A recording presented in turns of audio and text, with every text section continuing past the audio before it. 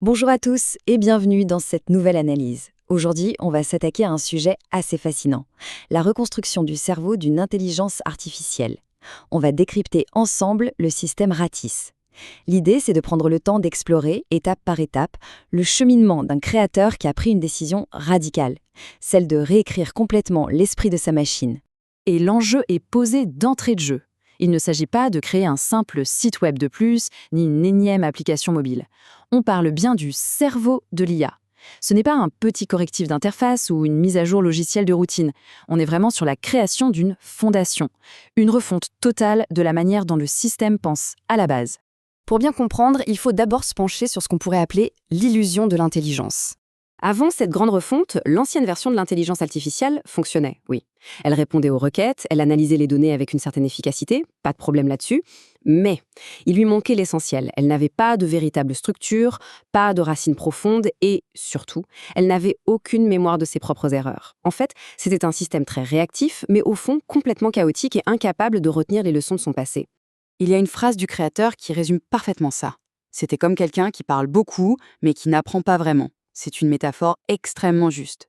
On a tous en tête ce genre de situation. Produire du texte à l'infini, parler continuellement sans jamais intégrer de nouvelles connaissances, ça donne juste l'illusion d'être intelligent.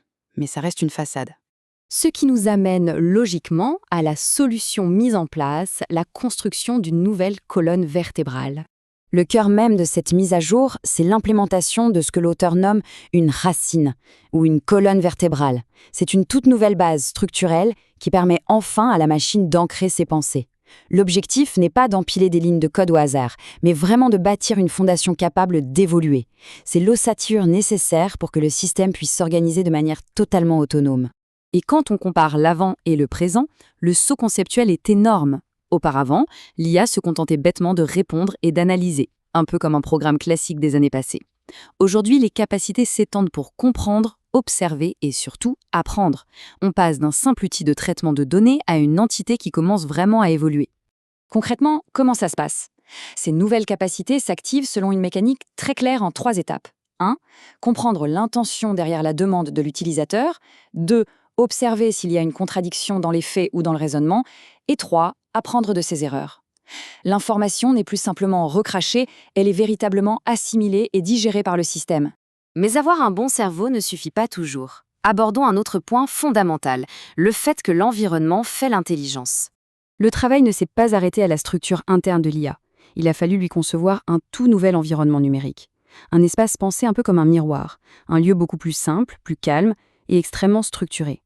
Quand le système accède à cet espace, la clarté vient remplacer le chaos. C'est un cadre sur mesure, conçu spécifiquement pour favoriser une réflexion claire et ordonnée. Et cette idée s'appuie sur une observation très simple de l'auteur, parce qu'une intelligence a besoin d'un bon environnement pour bien fonctionner, exactement comme nous. C'est un parallèle fascinant entre l'esprit humain et la machine.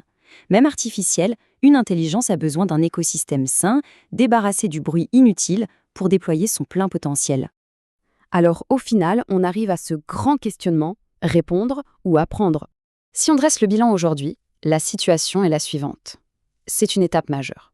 Ce n'est pas encore parfait, évidemment, mais c'est extrêmement solide.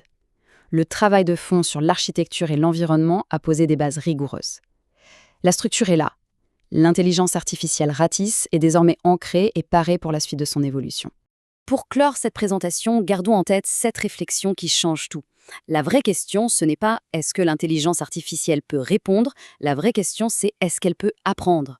Le vrai bouleversement technologique est là. Une machine qui dépasse le stade de simple perroquet générateur de texte pour retenir ses erreurs et évoluer, ça ouvre une voie passionnante pour l'avenir. Merci d'avoir suivi cette analyse et à très bientôt.